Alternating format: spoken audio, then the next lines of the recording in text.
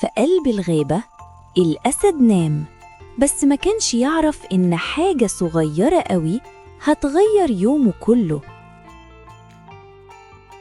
فار صغير كان بيجري ويلعب، وفجأة طلع فوق جسم الأسد من غير ما يقصد.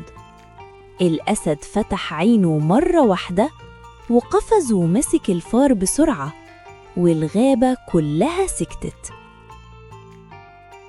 الفار قال بصوت مهزوز: لو سمحت سيبني، يمكن في يوم أساعدك. الأسد ضحك ضحكة خفيفة وقال: أنت صغير قوي.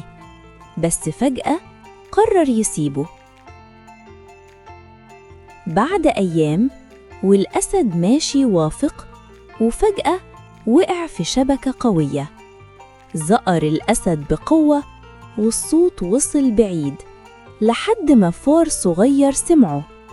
الفار جري من غير تفكير وبدأ يقطم الشبكة بسرعة، سنانه الصغيرة بتشتغل. الشبكة وقعت والأسد خرج حر، مش مصدق اللي حصل.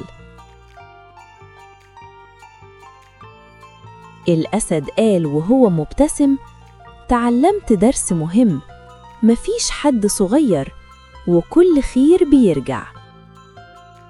أصحابي، ما تنسوش تعملوا لايك وسبسكرايب عشان يوصلكم كل جديد.